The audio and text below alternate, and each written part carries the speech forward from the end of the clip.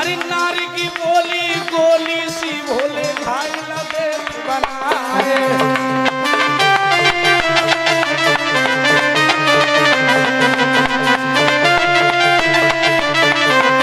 भैया भरी जाई घाव तलवार का बोली का घाव भरे ना।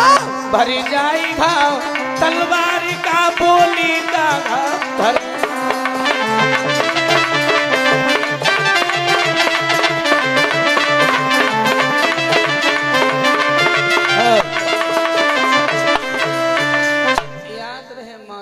भागवत सुनने आई हो जी जी। आप चाहो तो परिवार सारी जिंदगी नहीं टूटेगा, और आप चाहो तो घर में एक पल में उसको नरक बना सकती हो। आप देवी हो, आप सीता सावित्री हो, आप अनसुईया हो।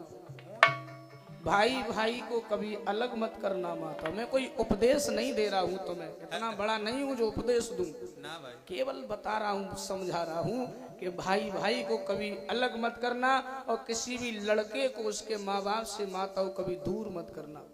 अगर आपने अपने पति को उसके माँ बाप से दूर कर दिया तो आगे आपका भी बेटा जन्म लेगा, वो भी तुम्हें ठुकराएगा जरूर। मैंने बताया था। अलग तो हो जाते हैं भाई, लेकिन उन्हें कष्ट होता है, और उन्हें भी कष्ट होता है, और माँ बाप को भी दुख होता है। तो अगर माँ बाप की आत्मा को कष्ट हुआ, उन्होंने तुम्हारे बारे में कुछ गलत उनके मुंह से निकल गया, तो वो तुम्हारी बर्बादी के लिए बहुत ज्यादा है, ये याद रखना। आप कभी अपने पति को उसके माँ बाप से अलग मत कीजिए, भाई भाई को अलग मत कीजिए कभी। मजबूरी में बेचारे हो तो जाते हैं, क्योंकि ब्याह के बाद तुम तो जानते हालत कैसी होती है। जैसे नहीं सांप छछूंदर खा ले तो लिल्ली है तो मर गई, उगिल्ली है तो आगे बोलती है। बड़ा दशा खराब होती, ऐसा ट्रैक्टर जैसी हुई जाती, फड़रे कर। याद रहे लोगों, अकेली द्रौपदी ने महाभारत करवा दिया। अकेली द्रौपदी, बड़ा भैया द्रौपदी गल गई, नकुल सहदेव भीम अर्जुन सब गल गए। धर्मराज के पैर का अंगूठा गला, विमान में बैठ के चले गए। बोलिए गोविंद भगवान की जय। धर्मराज क्यों नहीं गले? लोगों, धर्मराज ने अपने सारे जीवन में कभी झूठ नहीं बोला, और ये झूठ बोलना ये सबसे बड़ा अपराध होता है, झूठ बोलना। आजकल तो लोग पता नहीं कितना झूठ बोलते हैं, कोई पता ही नहीं है। और झूठ बोलना भी चाहिए, झूठ भी बोलना चाहिए लोगों। अगर आपके झूठ बोलने से, आपके झूठ बोलने से किसी बहन बेटी का विवाह किसी भले परिवार में हो रहा है तो आप झूठ बोल दीजिए। या आपके झूठ बोलने से किसी की जान बचती है तो आप झूठ बोल दीजिए। बाकी जगह लोगों झूठ नहीं बोलना चाहिए। और आजकल तो पता नहीं सवेरे से शाम तक लोग कितनी बार झूठी कसम, मम्मी कसम खाते हैं। परीक्षित जब राजा बन गए, घोड़ा पर सवार होकर के चले, मुकुट लगाया, आगे बढ़े तो किसी के रोने की आवाज सुनी है। आगे बढ़े, देखा ये गाय है, गाय के पीछे बैल है, बैल के पीछे काला क्रूप चांडाल है, हाथ में मूसल है। गाय बैल के मारता है तो मानो भूमंडल हिल जाता लोगों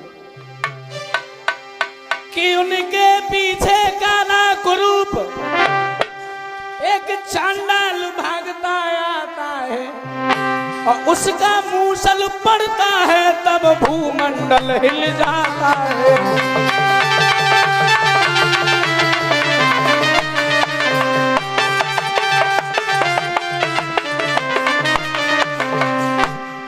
जब उसका मूसल पड़ता है तब भूमंडल हिल जाता है।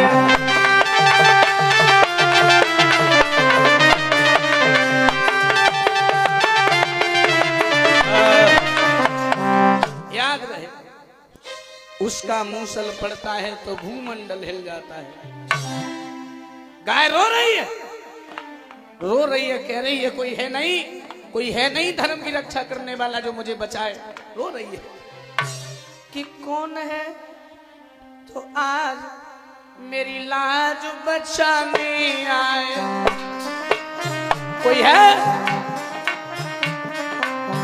धर्म के नाम पे बलिदान चढ़ाने आए।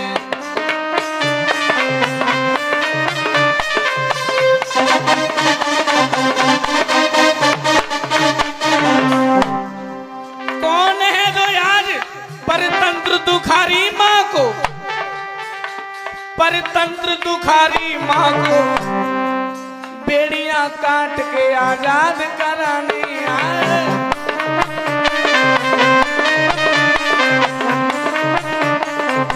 पंडित, जात की देश की मर्यादा निभानी आए, मर्यादा निभाने आए। डूबती नाव को कोई हाथ लगाने आए।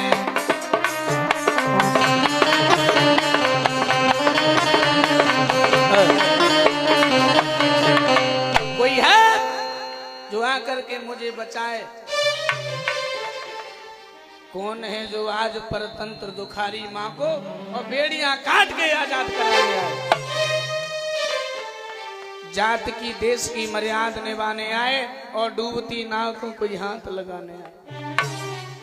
एक बात और बता दूं लोगों कि डूबती हुई नाव को बहुत कम लोग हाथ लगाते हैं और जात के पीछे, देश के पीछे और धर्म के पीछे बहुत कम लोग मरते हैं। लेकिन जो देश के पीछे, धर्म के पीछे, जात के पीछे मर जाता है वो व्यक्ति मरता नहीं है, लोगों अमर हो जाता है। धर्म के पीछे मर गए राजा हरिश्चंद्र, वो मरे नहीं है। आज उनके नाम की कथा हो रही है, उनका नाम इतिहास के पन्नों में सम्मान से लिखा जाता है। आज उनकी कथा होती है, हम और आप उसे श्रवण करके मानव जीवन में उतारते हैं। वो धर्म पर चले, इसीलिए आज उनका नाम है। लोगों, वो मरे नहीं है जिसकी चर्चा हो रही है आज, वो मरे नहीं है, वो अमर हो गए। सदियों तक नाम उनका जो है इसी प्रकार से चलता रहेगा। देश के पीछे, देश के पीछे जो मर जाता है वो मरता नहीं, लोगों अमर हो जाता है। देश के पीछे हमारे भारत के जवान घर परिवार छोड़ करके, सर्दी गर्मी नहीं देखी, घर परिवार नहीं देखा, बच्चों को नहीं देखा, भारत माँ की रक्षा कर रहे हैं। और जब भारत की सीमा पर कोई भारत का जवान शहीद हो जाता है तो उस दिन लोगों ये सारा हिंदुस्तान रोता है। और जिसके लिए सारे हिंदुस्तान ने आंसू बहा दिए